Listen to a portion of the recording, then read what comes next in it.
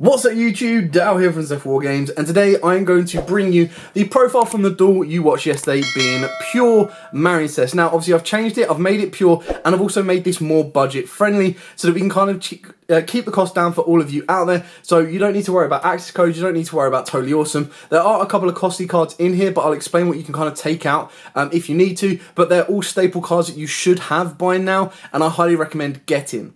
With all of that out of the way, I will show you a combo at the end, or a very basic one-card combo of what the deck can do, and go from there. As absolutely always, please smash that like button, hit that notification bell, and subscribe so you don't miss out on any more upcoming content. So we start off with the main starter, and that is your Marincess Blutang. Weirdly named MBT, which is pretty cool. So this is one of your one-card starters, alongside your Springale, alongside your Seahorse, and if you needed any more one-card starters, it can also go alongside your Mandarin. It's absolutely crazy how consistent this deck is now. As you can see, you've pretty much got 11 one-card starters, which is absolutely mad. So, off of your MBT, it will Foolish Burial a Marincess on summon. Your Marincess Springale gives you the ability to banish a Marincess from the graveyard to special summon it. Your Seahorse lets you special summon it to a zone a Marincess points to, but you can only do that once per turn.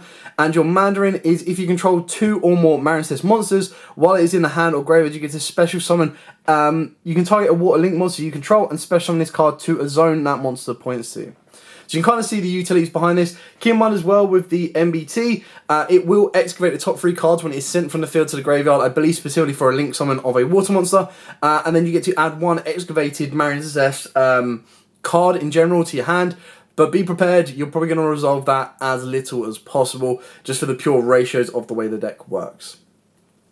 Then to help with additional plays as well, you do have your Marincess Pascalis. Now the best thing about this, or Pascalis, sorry, the best thing about this is all of the cards will pretty much trigger on normal or special, so there are points within the combos or throughout the plays where you can bring them back from the graveyard, which is why the Foolish Burial of your Blutang is so good, because in theory you could Foolish Burial a Seahorse, and then of course you go into your Blue Slug, which lets you add the Seahorse back and you get a free summon. You can add the Springale back and again you get a free summon, so you're pretty much building up from there. The last of the new cards for the main monsters is of course the Sleepy Maiden. So this one lets you target a Marincess card you control, and then you get to special on this card from the hand, and if you do, it gains the effect. While this card is in the monster zone, the targeted card cannot be destroyed by your opponent's card effects. Now it's really nice you get to target a Marincess card, because that lets you protect the field spell and everything else as well. You can also banish this card from the graveyard to target a Marincess Link monster you control, and equip it with 1 Marincess Link monster in your graveyard. This is really important if your opponent stops you, destroys it, or you're unable to get to your field spell. So really, really important card. And again, it's a card you can Foolish Burial and add back and loop around. And the one good thing about this deck is it just maintains its resource like mad. It's really, really cool. For our extenders, we've got 2 Sea Nettle, or Silent Sea Nettles. Basically, if you control a water monster, you get to special on this card from the hand for free. You can't special on monsters except water monsters the turn you activate this effect, which again is really, really cool because we're not going to be doing that, which also gives you another reason to not worry about access code and transcode. The reason we put this in here is you could play Silent Angler, but that stops you special summoning monsters from the hand. So it means you would have already have to use Springale, you would already have to use your Seahorse, and then you kind of lock yourself down a little bit. Whereas this one just lets you summon it for free. 9 out of 10, what you're probably going to do is you're going to be summoning this down to make a rank 4. Now, I know you're going to be like, well, if you're not making Shark because you're not making Toad, what are you making? Well, spoiler guys, we're actually going for Kraken Control. This card is absolutely mad. I love this card. It turns all monsters on the field into water, and it's even better when you put your opponent under a Gozen lock. It gives you that beautiful ability to pretty much go, okay, without having to detach material, destroy a card. You could play Kraken spawns if you want to, but I kind of like the idea of just being able to control with the Kraken, because the idea is, yes, you'd probably want to have Shark and Toad, and if you have Shark and Toad, I would still try and find a route of having 1 Kraken, because it can be really annoying for your opponent. I mean, when you look at the Salaman Great matchup, they all needed to be fires. It's less so effective against other particular type of decks because they're not going to be as restricted to, oh, it's water, who cares? There will be some where it's like, okay, you need to fuse with a light in the dark, so they can't use their field, which can be very, very important. So that's it for the main monster deck. Now, obviously, the majority of these got reprints in the Mega Tins, and then the rest are all normal as well, so you should be able to pick them up relatively easy if you haven't got them already. Now, moving on to the hand traps, and I know straight away we're going to start off with Ash Blossom.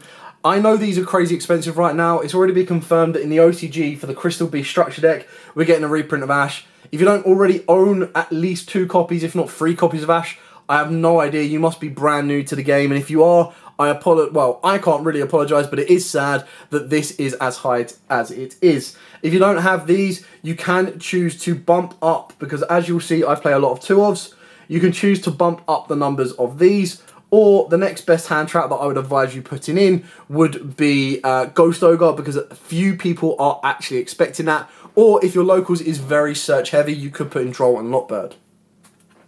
Now, the reason I play this amount of ranged of 2s is because I also play the Crossout Designator and the one called by the Grave.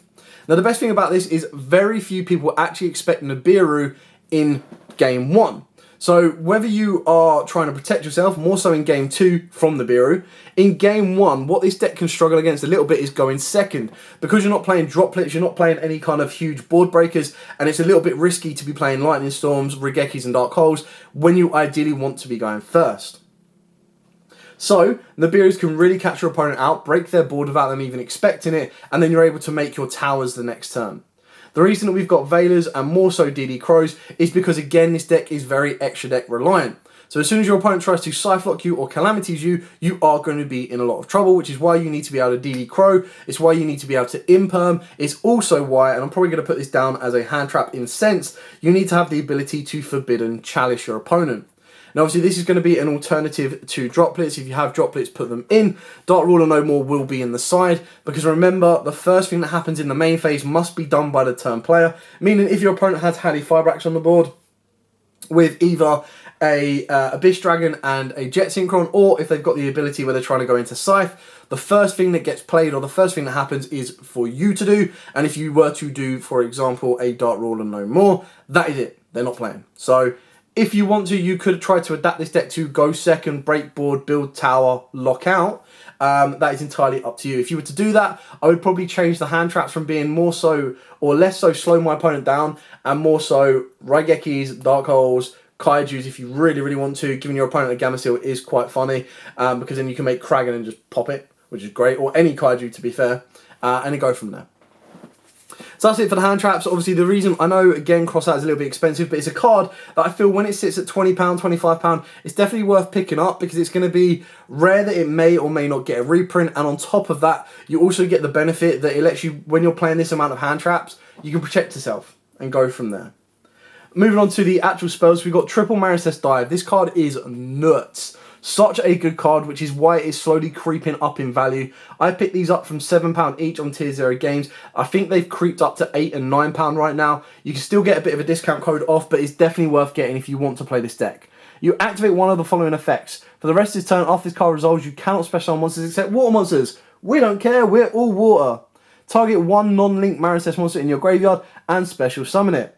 If Marincess Battle Ocean is in your field zone, special summon one Marincess monster from your deck. Really cool. Gives you a special summon from the deck or a special from the graveyard. Absolutely love it. Very easily searchable, and you'll see that in the combo. We've then got Triple Signet Mining. If you didn't notice, which it is a little bit weird, but all of the Marincess monsters are, of course, Cyberse. So you can search them out with your Signet Mining. You also don't mind putting some of them to the graveyard, because you will be able to loot them back with Coral Anime. You'll be able to revive them with Coral Anime, and you'll also be able to loot them back with Blue Slug. We've then got the one Battle Ocean. Now, some people are playing two for the cases where this gets destroyed. You can add it back from the graveyard, or when it gets banished and you're in a little bit of a sticky situation. All Marincess monsters you control gain 200 attack.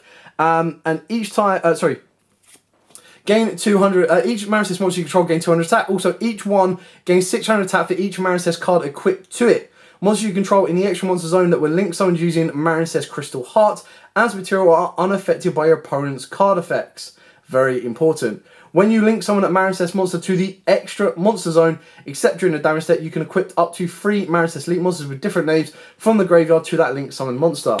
Very important that is not a once per turn, because that gives you a great opportunity to chain block, because there is going to be nothing that is going to be able to deal with this apart from a Ghost Ogre.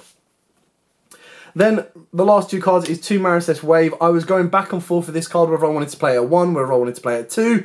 The reason I've gone with 2 is because it does give me a follow-up for my triangle. It's also a very good valid point that if I was to open this and my opponent holds back until I get to a link 3 or 4, as long as they don't know I have this, the second I have a link 3 or 4, I can just activate this from my hand and make that Marincess monster and all of the Marincess monsters I currently control unaffected by opponent's card effects, which is really, really important. So if they're like, oh cool, I'll wait for them to get to a high level and then I'm going to try and Nibiru them, you can go, okay, cool, completely unaffected, let's go. And that's it for the main deck. Now, if you wanted to change it up, like I said, you can put in more board breakers, you can put in Gozen matches. The Gozen match is really good with Kragan because you make a monster on their board water, and you activate Gozen, lock them in. Then they're not playing with anything else because everything else in their deck, more times than not in this current game state, is going to be lights, it's going to be darks, it's going to be earths. They're not going to be able to play, which is great. Moving on to the Link monsters, we'll go from the Link ones and up. So at current, I'm playing 2 Sea Angel and 2 Blue Slug. Now, Sea Angel, when it is Link summoned, specifically, you get to add a Marincess spell from your deck to the hand. So the reason we've got 2 of this is because you probably want to use it more than once. The first time you're probably going to go for Dive unless you've already opened it, and then you're going to go for the Field Spell or vice versa. In a turn 2, you might want to make her again to give you access to Dive if you haven't already recycled it. Blue Slug is absolutely amazing. Again, both of these require level 4 or lower, so you can't use Link monsters to get into them.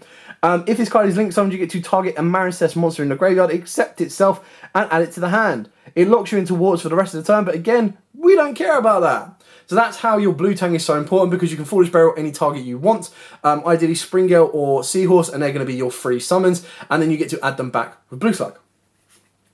Moving on to the Link 2 Marincess of Crystal Heart.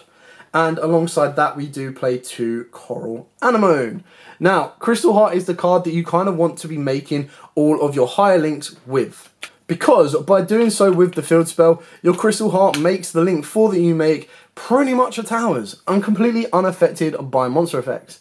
Crystal Heart actually has its own effect on the field, which sometimes can become relevant. It's unaffected by your opponent's monster effects while this card is in the extra monster zone. During the damage step, if this card battles an opponent's monster, that opponent's monster is unaffected by card effects except its own. When this card or your Marincess Link monster this card points to is targeted for an attack, you get to send 1 Marincess monster from your hand to the graveyard for that battle. Your monster cannot be destroyed by battle and you take no battle damage. So again, it can turn itself into its own mini towers. Now, the best card in the extra deck for the deck is, of course, Coral. And the reason that this is you can target 1 water monster in your graveyard with 1500 or less attack and special summon it to a zone that this monster points to. That is very, very important, and the reason that is very important is because, believe it or not, Splash Mage is less than 1500 attack. I'll explain that in a minute. But off the back of that, again, it locks you into waters. If this card is sent from the field to the graveyard, even as an equipped monster, you get to target a Marincess card in the graveyard, accept itself, and add it to your hand. So good! You mean I can add back the card I discarded off of my Signet Mining? Yes! So if I discarded a Wave, or if I discarded a Dive, I can add it back. Sweet! Such a good card, very, very important. And like I said, that's why it combos off so well with Splash Mage. It requires 2 Cyverse monsters. Like I said, all of the Marincess are Cyverse. The reason that is so good is because you're basically putting a Link 2 in the graveyard so that Coral can bring it back and you can go straight into a Link 4. It won't be protected with your Crystal Heart, but it's still a very important combo piece. So you target a Cyverse monster in your graveyard and special summon it in defense, which means you can't bring back your Link monsters. Important to remember that. Also, you cannot special summon monsters for the rest of the turn, except Cyverse. Well, they're all Cyverse. Nice and easy. It doesn't negate its effects, which is very, very important, because then that means you can start triggering some of your Marincess back as well. So good. Moving on to the Link 3s, we've got the 1 Coral Triangle. So this one is a bit annoying because it does require specifically Marincess monsters, so you do need to be using Marincess monsters and not your free extenders. You also need to send 1 water monster from your hand to the graveyard and add a Marincess trap from your deck to the hand. If only your opponent controls a monster, this is where it gets spicy. You can banish this card from the graveyard to special summon water link monsters from your graveyard whose combined link ratings equal exactly 3. You can only use each effect once per turn, and you can't special summon monsters the turn you activate either of these cards' effects except waters. Now, the first effect is pretty good because the idea is that you're going to make it using Coral. Coral will then add back the water that will then be used to discard to get you the wave. Great.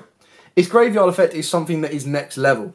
The reason that is so good is, again, it brings them back and doesn't negate their effects. Now, annoyingly, obviously, Blue Slug and Sea Angel will only trigger on Link Summon. However, by bringing back the Sea Angel and then bring back your Coral, Coral can then trigger to revive another one, giving you instant access to Link 3, Link 4, whatever you need. Such a good card, and if your opponent does not read it and they do not see it, it will win you a game. The last Link 3 we play for the Marincess is Marble Rock. This is basically, if you can't get to a Link 4, this card will get a job done for you. So you get to target a Marincess card in the graveyard, accept itself, and add it back to your hand. For free. No discard, no recycle. Just quickly, I like that card, have that back. Thank you very much. You can only use this effect once per turn, because otherwise that would be bonkers. And then when an opponent's monster declares an attack, you can send one Marincess monster from your hand to the graveyard. For that battle, monsters cannot be destroyed by that battle, and you take no battle damage. So you can basically turn your board, because it's just your monsters, not anything too specific, and they can't be destroyed. It's so, so good. Now, I believe that doesn't have a once per turn clause, so as long as you've got Marincess in the hand, you can keep discarding and keep protecting. Nice. Getting on to the Link 4s, we'll start off with the brand new one, Aqua Argonaut. So this is your defensive negator. Now, this one, again, only requires 2+ water monsters, which is what's so good about the Link 4s, is they all pretty much just require 2+, so it means you can use 2 Link 2s, which is great. While this card is in the extra monster zone, your opponent monsters cannot attack any monster except this card. Now, this is really good if you were to play the frogs, because you can get an attack lock when you get Dupe on the board and herself, but again, that's entirely up to you and player preference. You can only use each of the following effects once per turn. You can target a water monster you control and one card your opponent controls, return both of them to the hand. During your opponent's turn, when a spell, trap, or effect is activated on the field, quick effect, you can special summon one of your Marincess monsters that is equipped to this card, and if you do, negate that. So the best thing about that is you can then summon back a Marble Rock, you can summon back a Coral Enemy, you can summon anything, and you're set up ready to go. The one that you're probably going to go into more times than not is your Bubble Reef.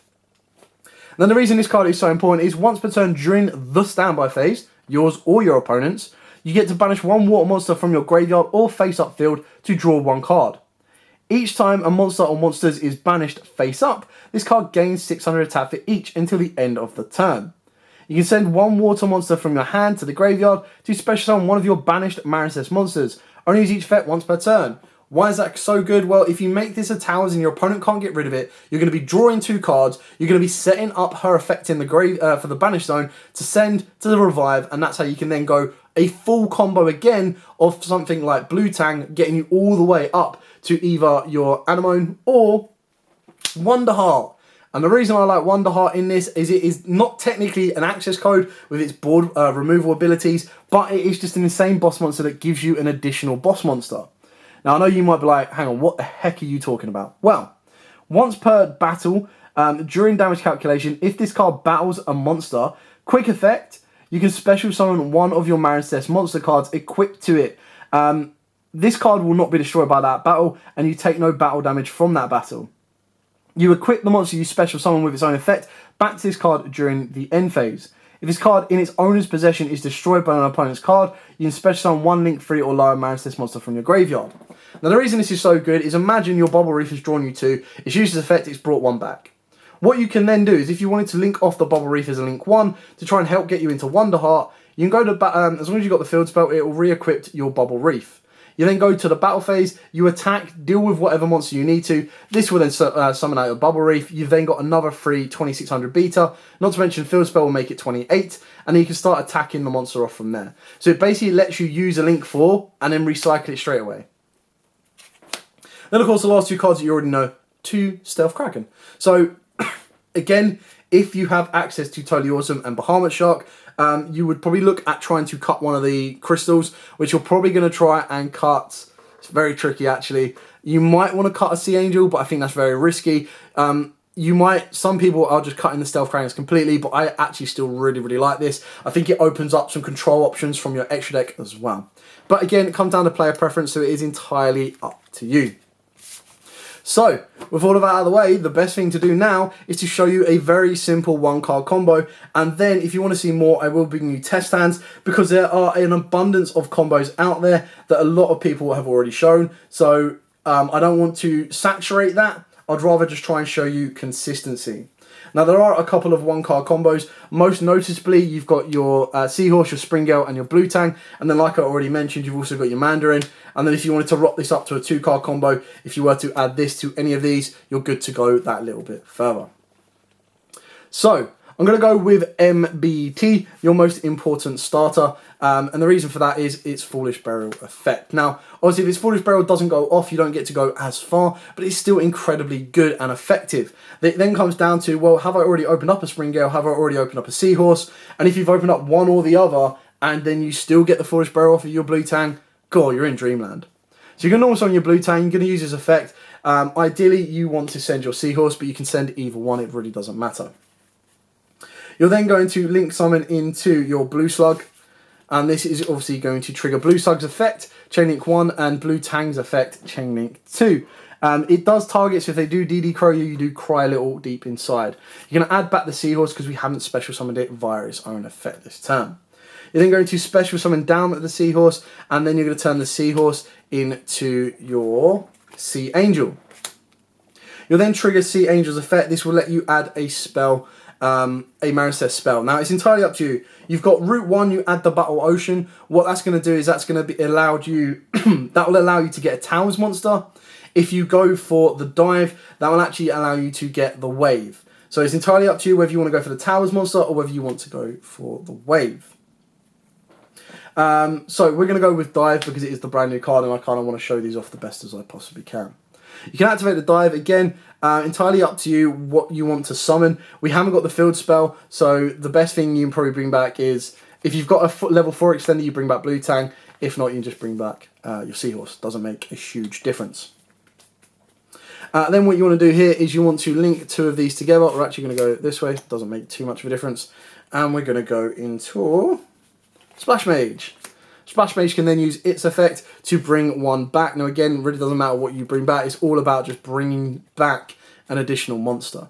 Now the best thing about the field spell that I will mention again is that because it triggers every single time you link summon into the extra monster zone, it will allow you to, or it will give you that ability to pretty much chain block everything you need. So anyway, we're going to link to our Splash Mage and our Seahorse to go into our Coral. Now, you could do it another way around, but the reason that you do this is because Coral can then revive the Splash Mage. So you're in a good position right there. Now, again, what you also have the ability to do is you can go Sea Angel if you really, really want to. This can then get you into your Crystal Heart, or what we're probably going to go into more times than not, or more consistently, is going to be our Triangle. Now, this is how we get the Wave, is because you'll trigger the effect of your Coral. Coral will add back Seahorse, or it can add back Blue Tang, it doesn't matter. You'll then use the effect of Triangle to discard that, and that will then search you out the Wave. In theory, Wave, if you can't get to the field spell, still makes your monster unaffected, which is still really, really good. You can then link these two together, treating Splash Mage as a Link 1, and you can go into any of your Link 4s. At this particular moment in time, I would probably go for my Bubble Reef, and then you've got the Wave. You can set it, or you can hold it in the hand, because this is a Link 3 or higher. And then during your opponent's standby phase, I would personally banish Blue Tang to draw a random card, for the pure fact that I can then get Blue Tang back the next turn, and then start my combo all over again. So that's a very basic one-card combo. If you want to see more, then I will do that in the test hand video as well. But like I said, all of the one-card combos are already out online. I think the one thing that you guys need to see more than just here is the same combo over and over and over again is the consistency of the deck. How many test hands out of 10 am I seeing the one-card combos? And then how many times can my one-card combo play through one-hand trap, two-hand trap, three-hand trap, fours? So you can kind of see where we want to go from there. Anyway, I hope you enjoyed this profile. I hope it's given you a couple of ideas for your own build. I hope I have kept the cost down as much as I possibly can. Like I said, if you don't have crossouts, you can replace them for more hand traps. The idea was just trying to protect you as much as possible. I have also seen builds where they play D-Shifter, which is a little bit crazy and weird. And you can also play Pot of Avarice, because you do put a lot of cards into your graveyard. So in the grind game, you do need to kind of recycle and then draw. So it's entirely up to you. Anyway, thank you so much for watching. Don't forget to like, comment, subscribe, share. Till next time, guys, as absolutely always, stay safe. And of course, happy dueling.